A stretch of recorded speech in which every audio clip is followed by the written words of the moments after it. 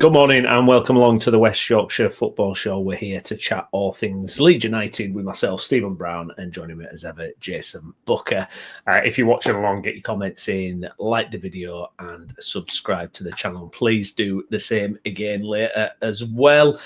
Jay, here we are, another week on. And I kind of just wanted to, apologies for maybe a tiny little rant to kind of get the show going, but it's more a kind of a gauge on where I am at the moment. And I felt for the first time this weekend, and we've spoken about it before, where it's really important to try and enjoy this season as much as possible. And I agree with that. I think there's no point kind of, wanting in it, hoping it, and putting so much energy into, wanting us to go up and for it to just be a complete, misery fest. But I have to say this weekend, I felt personal life, loving life, work life, great. My football life at the minute, Jay, is hurting, I've got to say. And I found myself didn't watch any of the highlights from the weekend or the other games. Champions League last night, I was like, you know what? No, F football, not bothered. And the word that I'd use a little bit is hopelessness.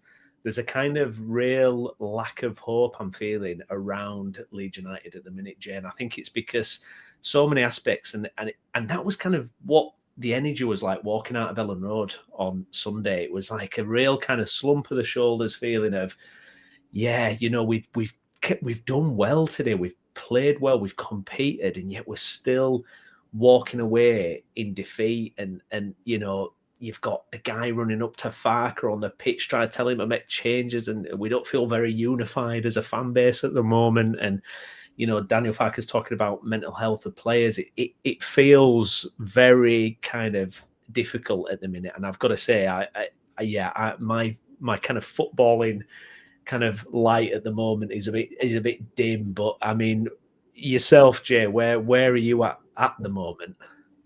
I think you sum it up quite nicely, to be fair. And the word could probably be a little bit of apathy. Yeah. It's funny, I've been thinking a little bit this week. I wonder if fans, now that they've experienced 2 doses of the Premier League, whether it's what they were expecting it to be. I do truly believe the fan base as a majority remember the Premier League as being 2003. I think they've experienced the Premier League from the outside, given the fact that we've been a Championship and League One club for the majority of the past 20 years, and they've been craving that Premier League position and not really realised what it's turned into. When you watch the Premier League as a neutral, you just enjoy the football. It's different when you're then in it. And the Premier League as we remember it in 2003 is a completely different product to what it is now in 2025. And the landscape of it is completely different. You lose so many games. You don't see the bottom 3 teams beating teams at the top of the division very often, if at all. It just doesn't happen. Whereas, once upon a time, the relegated sides were very, very competitive against the top sides. The gap was much smaller, so we go into this game at the weekend with pretty much no expectation that we can win that game, right? Like regardless of the manager situation, the player to player basis is such a vast chasm between the two that we know we're probably going to get humped. Not only just not win the game, we're just going to get humped. So you kind of, you can't even look forward to your team playing at the weekend because what's coming. And to be fair, this is the landscape of football. Last season, the teams at the bottom of the division would have been saying the same about us. Yeah. They would. Cardiff rocked up to Ellen Road and got battered 7-0. How often do you see that? Stoke at the end of the season, we're beaten 5-0, but it could have been 10. Stoke didn't even go down. No. That's the quality difference between the mid-table last season and the team that won the division. So, look, it's the landscape of football, but it is even more magnified in the Premier League. And then we don't help ourselves. I'm going to keep on talking about this. I know a lot of fans don't like to hear it, and I just keep on saying it because I really believe it's a thing. And I know you tell me if I were wrong. I left a pretty passionate message, I think, on the Monday night show because it was something that had been bubbling up on me all day. And I was watching it back, actually, not to blow my own trumpet, but I think I articulated the point really, really well. So to go back and watch the Monday night show, in danger of repeating myself too much, but you know, as a fan base, we are very, very. We're in a bit of a funky place right now, in terms of the way that we're treating this journey. We're treating being a newly promoted club. We're treating one of the most successful managers we've had in the last 25 years. The whole thing just stinks a little, and we are, rather than helping the cause and pushing a couple of points over the line, we're probably dragging things back the other way a bit. Just my opinion. Yeah, I get that, and I do agree. And I think it was, you know, in a situation where the game is evenly poised at the weekend, and we're so concerned as a fan base about Aronson still being on the pitch, like that should not be the focus at that point. The focus should just be backing the team and getting us over the line. So yeah, I totally agree with that. Yeah, I mean, it's, you know, the manager stuff kind of rumbles on, doesn't it, Jay? I mean, obviously, I think we were all probably checking Twitter or refreshing news feeds, seeing what Baron Cross and Graham Smith were saying, if there were any updates this week. I think, obviously, you get those, I mean, stupid accounts on Twitter that are, you know, posting false news items about, you know, there's one, it's like MOT or something, and it's the most ridiculous account ever. But people retweet it, you know, and it's been agreed that Farke'S leaving and all it, and you're just like, no, it's clear, it's not. No, it wouldn't get out this way. It comes from Wacko, doesn't it? So yeah. Wacko, I mean, I used to be part of the Wacko message board forums years and years ago. I'm talking 20 years. Since I've probably been on Wacko, and it was a big thing. I mean, before social media was the thing, Wacko forum was the thing, and you genuinely used to communicate with other Leeds fans on there, and then meet up as kind of your alias at away days, like it's so and so, you know what I mean? So I think I was like JB White 32 or something like that. I think that was my username on there. That's a username I carried through for quite a few years. So yeah, it is one of them things, and I think what's happened is over the years, people on Wacko have given themselves a reputation because they've thrown enough mud at the wall. Some of it stuck and then become true, and then they've become known as the people that know stuff. Yeah. And I mean, don't get me wrong, there will be some leaks from time to time. There will be some info that comes from within the club. You know, me and you have discussed this off air. Like there's information that I found out when I worked there. Like, you know what I mean? Like, so it does come from somewhere from time to time. But the truth is that most of it is just somebody trying to get a few likes and retweets, and people buy into it. You know, like it made me laugh yesterday that it was kind of like nailed on because Michael Paulette said that. Really laughed at that. Yeah, it was funny, that, wasn't it? Yeah, it's and it's kind of, it does feel, and you know, we mentioned this before, where, you know, you're just waiting to take your dog to the vets to be put down, feeling it's like, right, when are we going? Thursday afternoon? Shall we wait? Shall we, you know, let's give him another day. He might just pull himself together. You know, it's and it does feel like we're just circling the drain with Farke, rightly or wrongly. I mean, kind of, you know, if you just analyse his performance in terms of what he's been able to put out on the pitch, again, I would say at home we've been so competitive and definitely deserve more points. And it was frustrating for me that the last two away performances were so poor, because it's giving ammunition to the Farke'S not good enough idea, and it made me kind of think, well, is he good enough? You know, can he do this? Is there somebody else? And but the problem is, Jay, at the minute we're just losing game after game. You know, we're in that bottom three now, and it feels to me, I just don't see how he can turn this around now. I just think the feeling, and obviously the fixtures don't help that's coming up. I don't see how he comes away from the game at the weekend. Maybe he might get, you know, Liverpool or Chelsea. I know it's kind of midweek game, and then the Liverpool on Saturday. I don't know if he'll get that far, but I just don't see how he hangs on much longer, considering the noise and everything that's happening at the moment. I agree. It's completely inevitable. It is completely inevitable. He's going to get sacked. it's just a case. You're right, circling the drain. It's just a case of when it is. You know, and I agree. I said this on the Monday Night Show. I think regardless of our opinion of it, the noise from the fan base now is kind of making it untenable.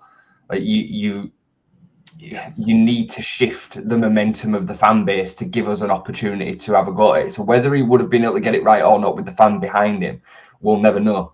No. You know, too many people are laying so much credence on his PPG over the whole time of him being in the Premier League and his Norwich periods inclusive and all that, and he's worse than Ian Dowie, and like come on, like let's not do this. Apply some actual logical context, for Christ's sake. But you know, like he has got efficiencies, but whoever takes over is going to have exactly the same squad and have exactly the same problems.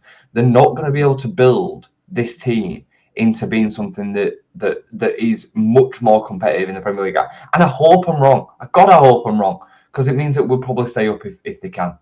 But I just severely doubt it. What do they do? I've seen enough football to know how, you know, what the games look like on, you know, when they're playing out. How do you get this team playing that much better? I just don't see it. No, I think that's part of what's filling in this kind of lack of hope, this apathy, is that a little bit, because I do look at it and go, well, who comes in and do they have a magic wand?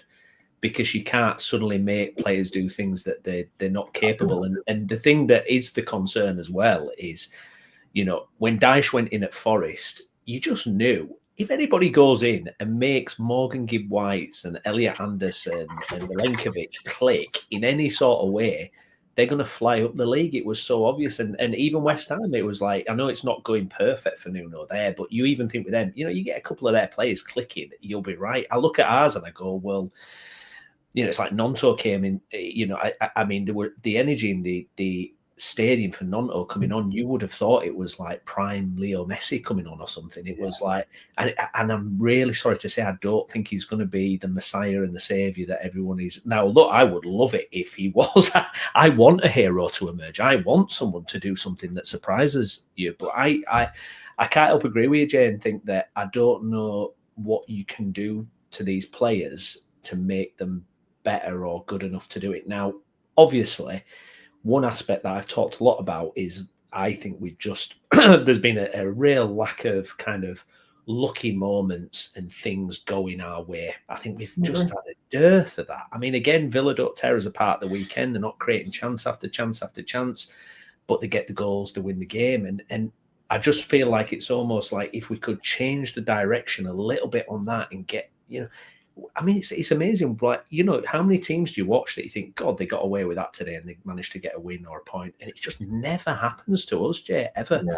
And I just wonder, is there, I don't know, someone out there that can maybe turn that tide? But again, I mean, you're talking about intangibles. You're talking about things you can't control. I mean, what you can control is how you set your team up. And I agree. I don't know what else you can do. Now, maybe the other aspect to this is a January transfer window is coming around the corner.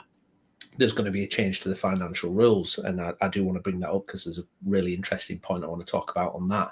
So maybe there's scope for investment that can maybe flush the squad with a bit more quality in the areas we desperately need. But yeah, I'm really scratching my head, Jake, because, you know, I don't know who comes in and waves a magic wand on this one. Well, you're right. Yeah, I mean, you made the point about West Ham away at Bournemouth the other day. They find themselves 2-0 up and we're just getting back. We'd have lost that game. We would. Yet they get it over the line. And I mean, again, I've made the point about the keeper. Areola was unbelievable. Our keeper wouldn't have saved us like that. You know, and that's again a quality difference. But you look through West Ham's team, you know, Somerville, Paqueta, you know, amongst several others, they've got talent in that team that can change games. Yeah. You know, against Bournemouth, Callum Wilson comes up with 2 goals, and the second, especially, is a real bit of quality. Yeah. Real bit of quality. And we know he's got injury problems, but we don't have that moment. You know, we don't have a player that hooks the ball over his shoulder on his weak foot into the top corner like that. We just don't. I mean, Metches the other week, I suppose, against Forest was a corking finish, but as a rule, we don't have that.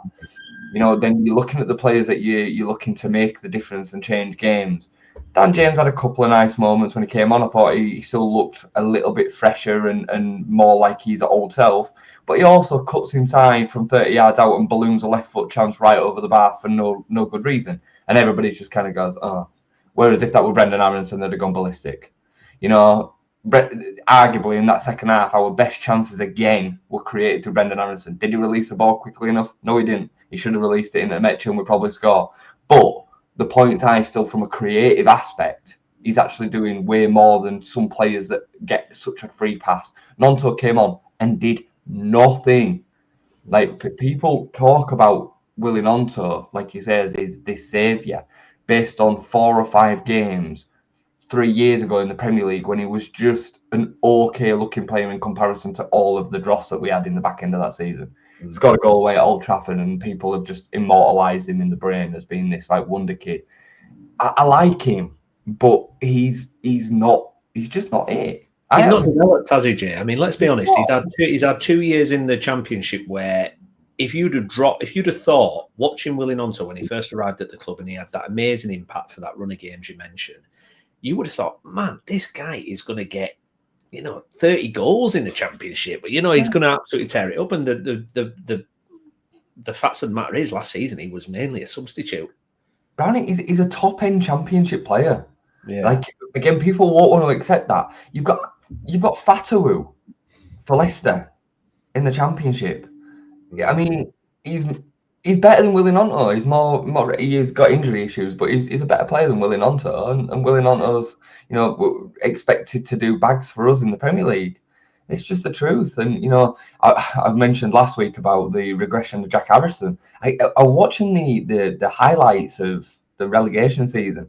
What he was capable of then and what he's capable of now is just chalk and cheese. I can't believe, considering the fact of his age still, it's not like he's become 33. He's still, he should be in his prime. He just looks a mile away. And then, you have got your X Factor in Noah Okafor, who basically might as well have sat on the bench at the weekend. And I say that in a performance which was good. Well, there were a brilliant tweet that someone did, and it ruffled feathers because he said he compared Okafor and Aronson's, and the reply, no, people just can't understand it at all. It's like Okafor was absolutely garbage, and I like Okafor. I do think he's the bright spark, but he was telling me, and he's done this a lot. He has done this a lot. The general consensus from the fan base in that response, Brownie, was that, well, it's okay for Okafor because we know he can beat Matty Cash. But he didn't beat Matty Cash, not once. He gave the ball away every single time. He gave the ball away more than Brendan. And he did far less defensive work than Brendan. The goal came because of Okafor and Goodmanson down the left-hand side, but it just gets skirted over. It's funny with this kind of like notion that I've seen Daniel Farke be branded as a racist this week, which is just a mind blower. But there's kind of an unconscious bias the other way with certain players. You stick braids on Noah Okafor and you just think that he's now this cool, tricky, tactical player. Same as Ramazani. Yeah. Ramazani's actual output was so minimal, but because of the way that he carried himself on the pitch, fans love him for no reason. Yeah, even though Solomon was the one who was actually performing week in and week out. Yeah. It is bizarre. And, you look at, did Farke have any issue playing Rutter and Somerville over and over again? And, there were probably times that first season where you thought, probably rest them, like they're probably looking a bit leggy. But he knew they had the intensity, the consistency and the quality to deliver. Willie played at the start of this season. Was he pulling up trees at the start of this season, Willie Nonto? I don't think he was he? And you can't, and you've got a lot of defensive responsibility. If you're a Premier League winger, it's going back the other way, which is just as important. And I really don't know what people are thinking. Even Dan James, and I liked Dan James. I thought he had a rip-roaring time in the Championship. But we've seen him in the Premier League before. And we know at the Premier League level, is he enough? Is he actually enough at the Premier League? And again, it's that thing where those couple of bits of moment where he cuts in on the left foot and it's just, it's not Premier League standard. I'm sorry, it's not Premier League winger standard to do that. He's got Premier League attributes, but he's not a full Premier League standard winger for me. Now, I hope he can come in and have an impact. But in the same breath, I think Aronson's been decent. And look, we know the deficiencies in Aronson's games, but it's become such a lightning rod, and I think it's just taken over fans' brains. I really do. I mean, we talk about the defensive side of the game. I mean, that is watertight with Bogle and Aronson down that side. You risk losing something that way. And look, I know the important thing is putting the ball in the back of the net, but there has to be that balance as well. But I just think we've lost our minds a little bit on Aronson. I think it's just like it'll be hilarious if we do get a new manager and like Aronson starts. He starts. What do people say then? Yeah, what are fans going to do then? Like, how do they... At the end of the day, he's one of our best 15 players. Yeah. Like, what else do you say? Like, exactly. It's not his fault that he's the quality that we've got. No.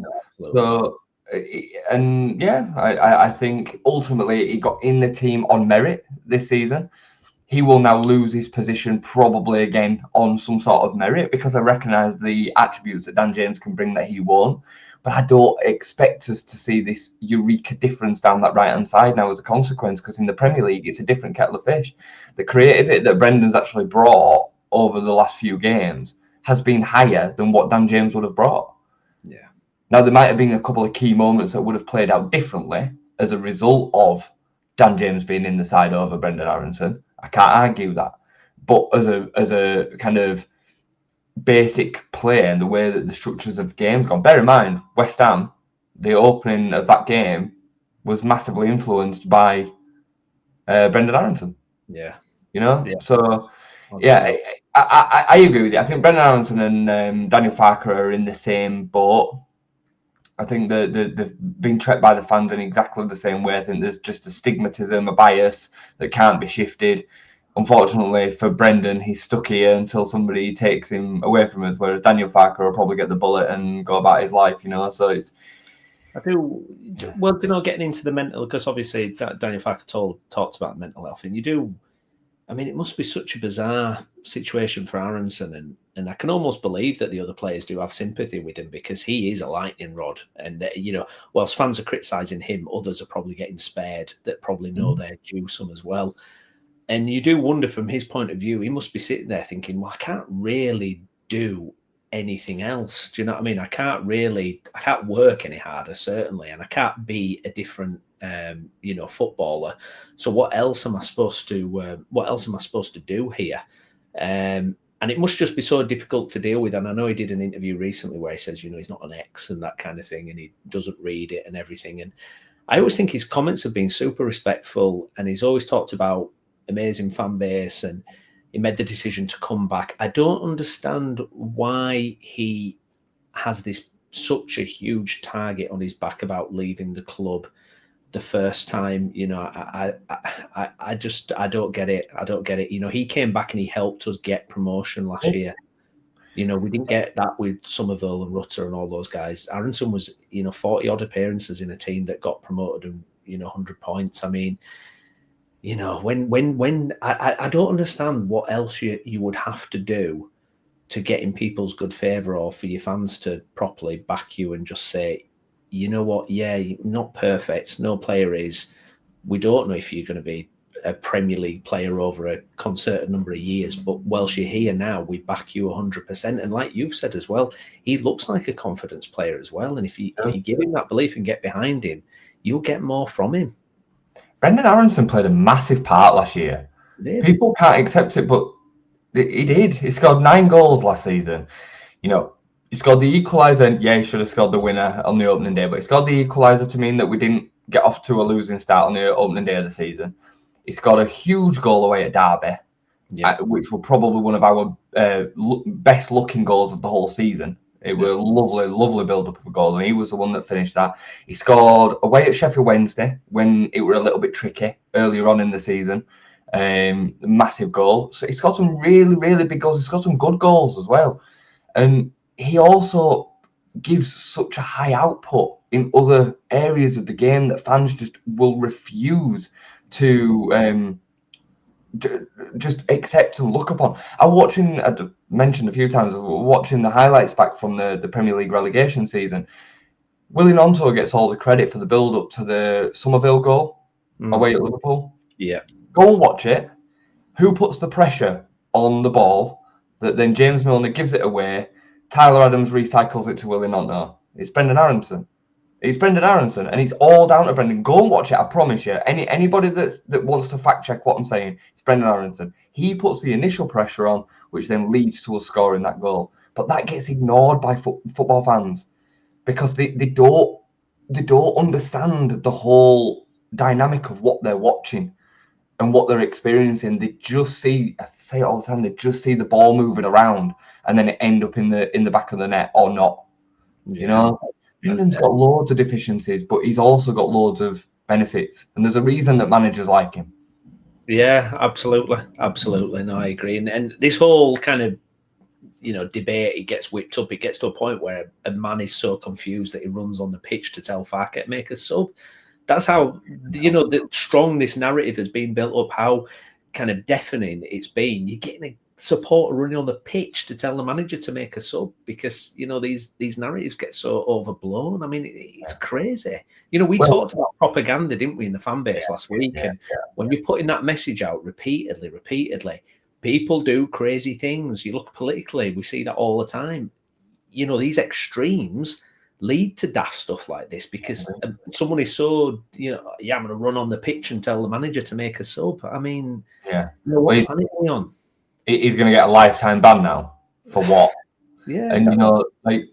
You're absolutely right. Content creation space is one part of this, which is why I always try and maintain as much perspective as I possibly can to try and help people as much as I can with it.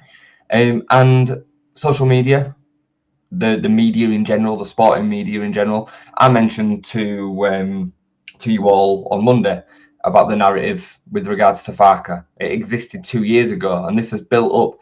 Even though we achieved 190 points over the last 2 seasons, you've had fans say for 2 seasons, well, they won't be able to do it in the Premier League. They've been telling themselves that. Now that we've got to the Premier League, they just want to be proven right. Yeah. They would rather be proven right than Leeds United win games. Yeah. I'm convinced that there's a certain section of the fan base that is in that party. I'm not saying that all of them, there will be. And don't get me wrong, there's going to come a point where you will be proven right. Yeah. And maybe that is that point now. But ultimately, any manager that came in the summer would probably have done exactly the same thing as well. That's the truth. We'd be lucky to actually have seen the level of performance that we've seen this season so far under a new manager. We would be now, I think, the fans that were asking for Farke out would be screaming blue murder about how it's gone wrong. And we'd be labelling all the blame probably on the 49ers and the recruitment. Yeah, absolutely. And then maybe a little bit of management. But that is the way that it would have gone. So, yeah. No, it's absolutely right. It's absolutely right. And I think this just feeds into this feeling at the minute where it's just, I can't see him turning it around. I think we're just waiting for the trigger to be pulled. I mean, just in terms of that, Jay, I mean, do you understand kind of keeping him around for this game, maybe another week? Or do you think, look, if you're going to do it anyway, you just bullet him and get it done? No, it makes a lot of sense. It makes a lot of sense. The shocking thing will be if we lose 3 or 4-0 at the weekend and then he's still in charge for Chelsea. That you're going to have a bit of a problem then, because then Ellen Road's going to start getting a little bit frosty and toxic. And I mean, we're already seeing little spurts of that with this fan as an example. But you don't want to get it into that. You don't, because the players then will potentially go offside. And you've got a bigger problem, and you're just finding a set of players that are just cruising towards the end of the season, get relegated, and then the ones that are good enough to leave will leave. You've got to be careful where you then do this. I think tactically it makes sense to get City out of the way. Don't bring a new manager in for that being his first game. Give him 2 home games. Yes, they're tough, but Chelsea are there to be got at, and Liverpool are certainly there to be got at. So give them 2 games at Ellen Road, and then a series of fixtures between then and January, which are winnable. and you hopefully are making moves straight away in December with the new manager into January. But the likelihood is that, I just want to talk about new manager for a minute. I had a back and forth about Gareth Southgate on X with somebody, and they were like, I'm not using my season ticket if Gareth Southgate gets the job. Let's just have a moment here. We are not getting anybody even close to the level of Gareth Southgate, and I don't like Gareth Southgate. I think he's fairly negative, he's pragmatic. It's a bit like Daniel Farke, but I think his reputation, I think the respect from the players would be quite high. So I think there'd be an element in which he would be quite a good pick, given the level of manager that we're going to be able to attract otherwise.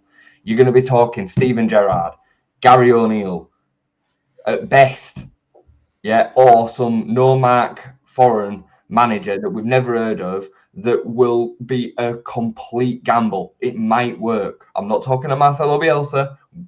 Those that knew football would know that Marcelo Bielsa is a genius, and he needs a certain situation for it to be perfectly worked, and he had that at Leeds. We're not going to get that either. There's still people saying Motta. You've got your head in the sand. I'm read on Twitter, Jay, where it's like someone's doing a 20 tweets about Motta at Leeds, and you go, it's absolutely pointless. Sorry, no chance. You're just farming the clickbait. That's all it is. You're just getting the interactions, and I get it. Get yours. I understand it. But the reality of the matter, and you know what? If I'm proven wrong and Motta walks through the door or Cesc Fabregas walks through the door, I will come on here and say, I was so wrong. The 49ers have been able to sell the project. This is a much more attractive proposition than I'm thinking it is for a manager. But it's not, and it won't. I promise you. I am so scared by the idea of who this new manager is and the meltdown the fans are going to experience. I really am. I think it is worse than keeping Daniel Farke, but it's not worse than keeping Daniel Farke with the fans offside. Agree. That's the problem. That's it. Bang on. Gav, thanks for your comment, mate. I've seen your comments. I do want to get to some of those as well. Cheers for that. 49ers not very good planners by what we've seen at Leeds and Rangers. I just want to say on the 49ers as well, because over the last week, I've gone into them a little bit and questioned them about a lot of stuff. I've kind of reflected on it a little bit. And it's interesting because there's that... there's that guy, and he's on TalkSport sometimes. He does a podcast, Hard Talk or something, and he's like an owner. What's his name? Darren McAnthony.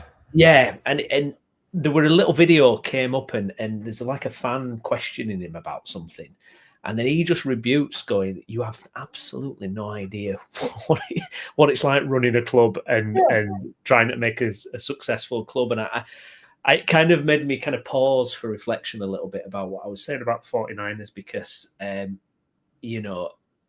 we don't know the inside of those discussions. And even, I've said we should have hired an experienced director of football. I still stand by that. But at the same time, if there's an internal appointment, a guy by all accounts that's kind of risen through the ranks, and you put your faith in that person, it's like I used to think, Rad's got a little bit too much from that perspective, where it was like, it's your fault. It's like, well, he employed people to deliver what they're trying to do. If they do a poor job, what else can you do? Do better next time.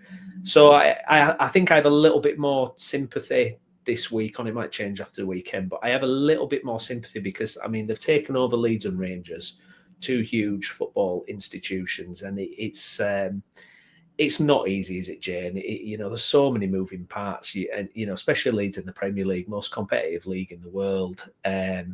Whether they've done it rightly or wrongly, it was always going to be a massive, massive challenge. And I think at the end of the day, you don't get perfect owners. You don't get, someone who comes along and gives you everything you want. And obviously, you look at when Abramovich took over Chelsea, and Abu Dhabi took over Man City, and they were able to basically write blank checks. Yeah. That's not feasible here. That is not feasible in this situation. So it's, and they've delivered so far on what they said they were going to do. They got us back to the Premier League. Now, what happens next? We'll wait and see. Well, this comes back to the perspective and entitlement conversation again. Because there is a world in which, if you hold on to real perspective, that the 49ers have done a perfect job so far. Yeah. You know, they rebuilt the championship squad, dealt with all of the legacy issues that the previous ownership created while learning on the job. They then rebuilt the squad again perfectly in the second season. Let's be fair, you know, all of the signings that were made season 2 were perfect. Autanaka, £3 million, brilliant in the championship. Yeah. You know, among several others, Manor Solomon, you know, the commitment that they made to paying Manor Solomon 50 grand a week and getting him in, and the work that they did behind the scenes on the physio department. You know, we all knew the legacy issues of Rob Price, and, you know, Rob Price has got a good reputation within the game, but we've seen a distinct difference from what's happened since he left. And you know, that's the club that did that. The other recruitment that was within that team, Jaden Bogle, great signing. £5 million from near neighbours, you know, Joe Rodon, you know, and it carries through, you know. So we are gonna say it, a championship club on the field. We have been a championship club on the field for over 20 years. So the reality is right now we're in a transitional phase where the 49ers are having to navigate trying to finish 17th. This is why I will not subscribe to the mentality conversation that some people want to label me with. This is want to say that I'm weak.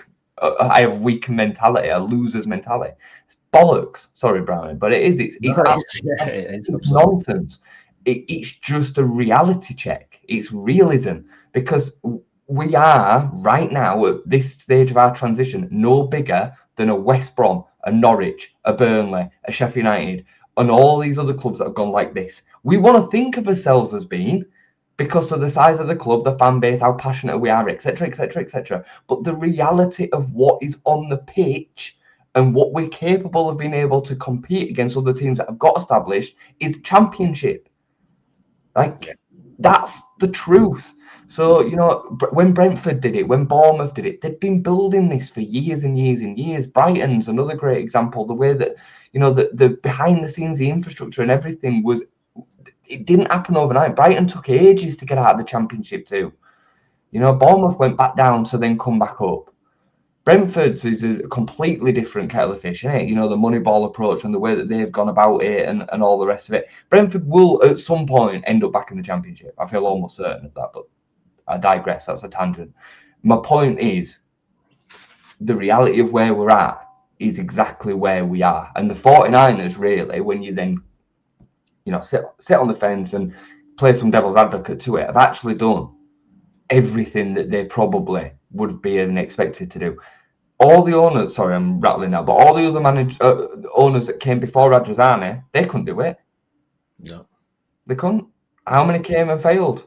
You know, so want to do it, I think, as well. You look at someone like Bates and all that; they were happy just floating as one as well, Jay. So we've been there. I mean, I chat to my dad, and he says, you know, you can go back to the Revy era where the owners were, you know, weren't doing things right then, you know. So this isn't just a new modern day phenomena, you know. Leeds and owners, it's a tale of time, isn't it? You know, we've always had difficulty. It does feel like they have delivered so far. That's inarguable, and we'll see if that can continue, you know, going forward. Now, one thing I do want to kind of get into, I'm just going to read a little bit out from my other screen here, and that's because PSR is getting removed. So I'm just going to want to read kind of a brief kind of explanation of what's happening and discuss how it can impact Leeds, because what's coming in is squad cost ratio.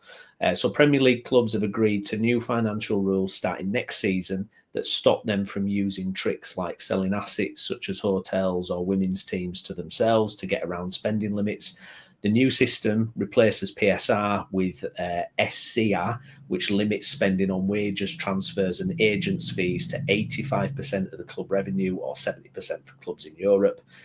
Clubs get a 30% rolling allowance that lets them temporarily spend above the limit, but going beyond a higher red threshold leads to points deductions. Selling assets will still be allowed, but won't count towards SCR from 26-27.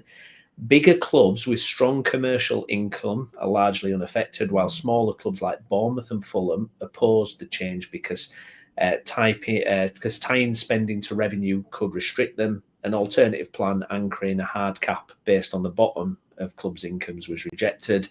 Sustainability rules requiring long-term financial planning were approved easily. So, interestingly enough, and this confused me. And there was I was going to put it in the group, actually, I forgot to do it. But TalkSport had that guy on Seb who does all the financial breakdowns, and he was looking at this, and I think there were 7 clubs that voted against bringing this in. Now, one of them were Leeds, and Jim White asked him, "Why have Leeds done this? Because your other teams that have voted against it, Palace and Bournemouth, and they're your traditional tiny clubs with no commercial impact always. Leeds, there's a big potential there."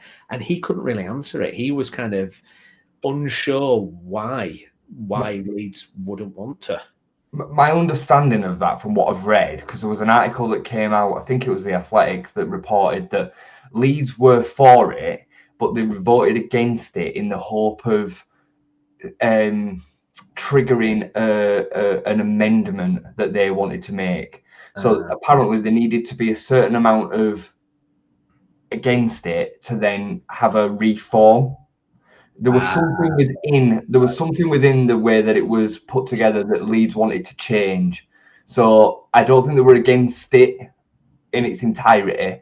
But that's my understanding. I could be wrong, but that's what I read like the same day as that article came out. So I mean, it doesn't make any commercial sense for us to not vote into that, especially with the way that the 49ers are situated, the way that the business model is, and everything that's come with it. We know that they're going to look for an escape at some point, and for them to maximise their value, they need us to be as valuable as possible, and that includes being a Premier League side, to which they could massively weigh the likelihood in their favour if they can outspend them teams at the bottom. And what you're going to see is you are going to see a bit of a natural order to things come in with this.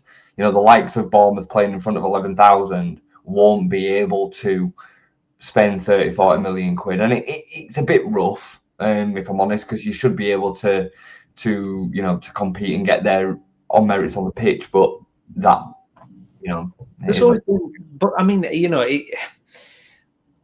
the thing is, it's always been like that as English football. There's a pecking order in there. Yeah, there's a pecking order in there. It's why Liverpool have always been able to compete, and Arsenal and they've always been there because of that. They have more supporters, more people buying their stuff, more people turning up at the gate, so they're able to invest, and it's kind of just that on a bigger profile.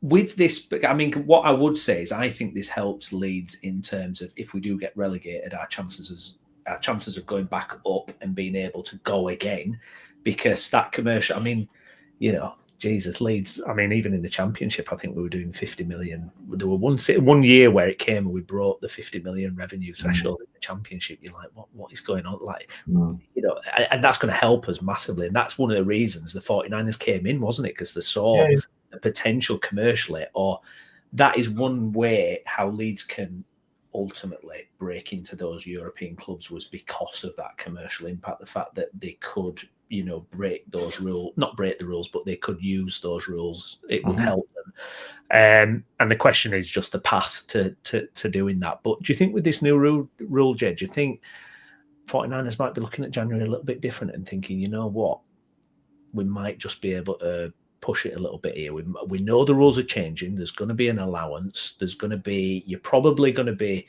looked on more sympathetically if you do push things a little bit more than, if the old rules were still staying there. Do you think they might just think, you know what, let's push the boat out a little bit here and let's see what we can do? Because everything was about PSR, wasn't it, Jay? Everything we heard from the club in the summer is we will take PSR to the max. Well, that's going. So could this help us?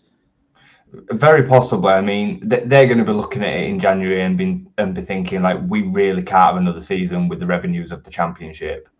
Like, we really don't want that. And the strategy and the change direction towards the stadium and everything would change. The assets that they would lose, it would be a bit of a catastrophe for the 49ers, really, for us to go down this season.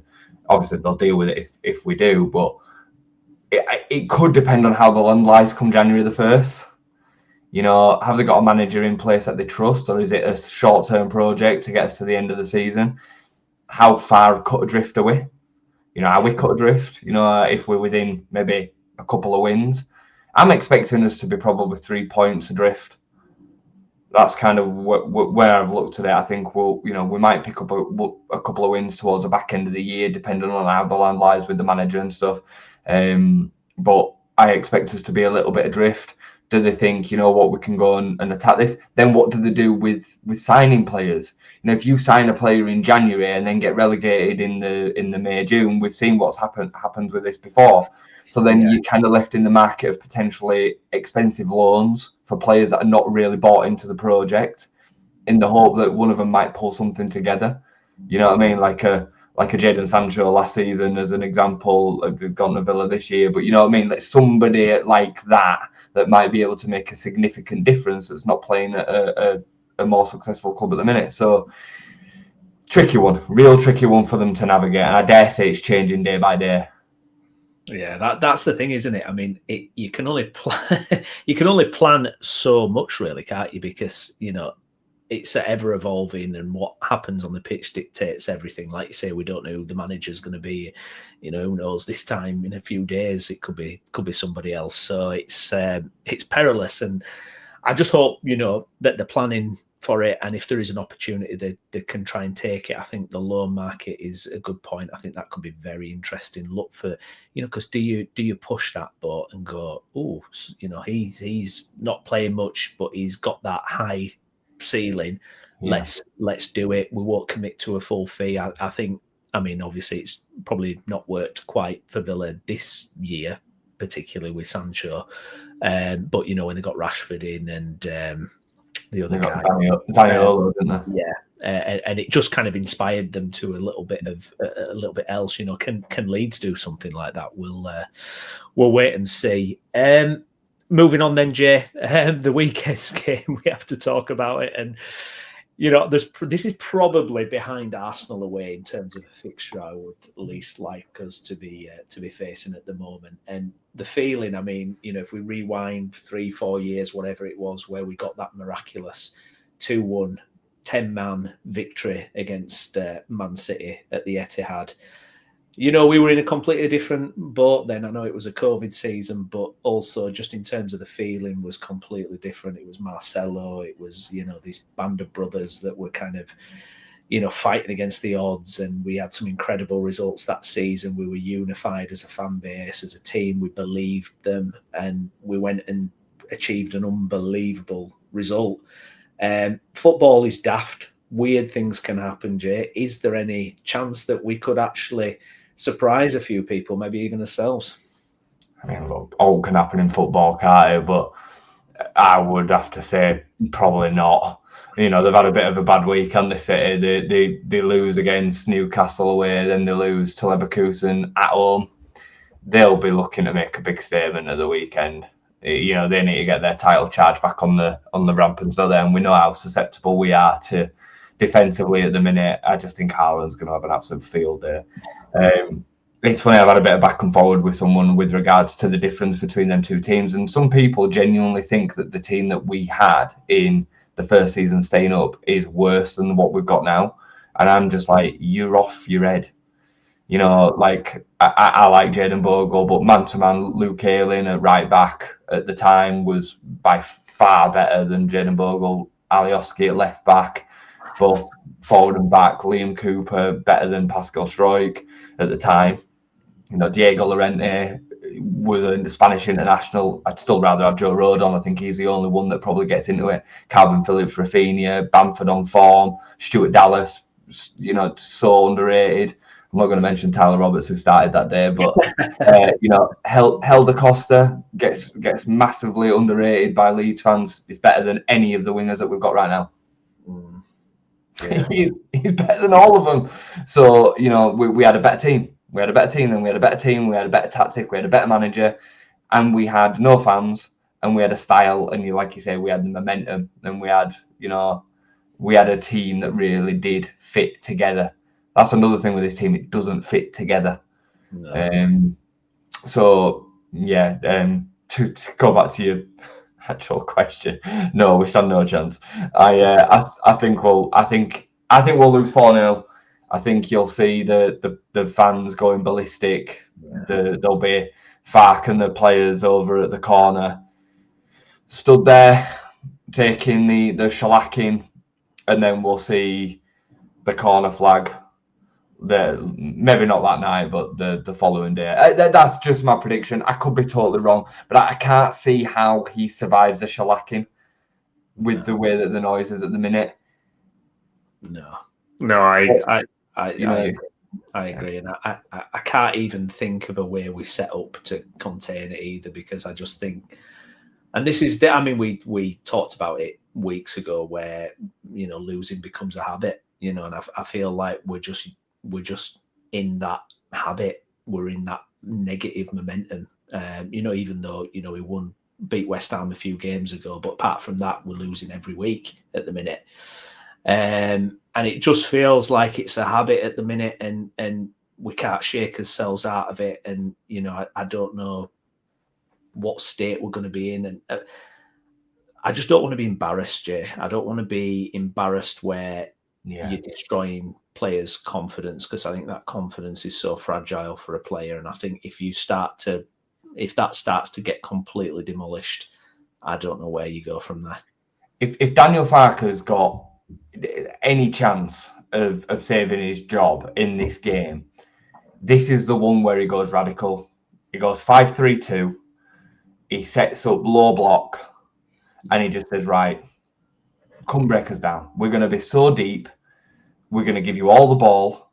We're going to play Calvert-Lewin and Dan James up front. We're going to play Brendan Aronson in a midfield three. Yeah. Ampadu and whoever defensive, Tanaka or whoever, it doesn't really matter. But you just set up the bodies, and you get the ball and you whack it long to Calvert-Lewin and try and flick it on to Dan James on the counter. That's literally it. That is the only game plan, because I think that some fans would actually be able to be like, you know what, he's tried something different here to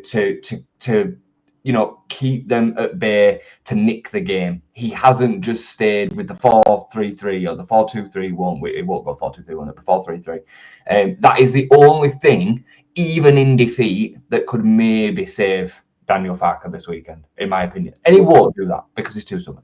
Well, he's the boxer in the 12th round who's losing on points heavily, and he has to swing from the hip. He has to land a knockout blow. He has to get something. And I was chatting to my dad yesterday about it, and I said, for me, even at the weekend, if I have a criticism to Farke, it is kind of maybe a little bit safety first, when maybe, try and be a bit more aggressive in how you attack, to try and punch, to try and do it, because I feel this, we're getting punished at the minute very easily, and I just feel that he is that boxer in that 12th round now who has to find a knockout punch from somewhere. Now, it's highly unlikely at the weekend, but like you say, if he can show something different and maybe set it up in a way that makes sense, I think if we go there and try and play out and it's 4-3-3 and we're just getting played through, it's just not going to work. You're signing your own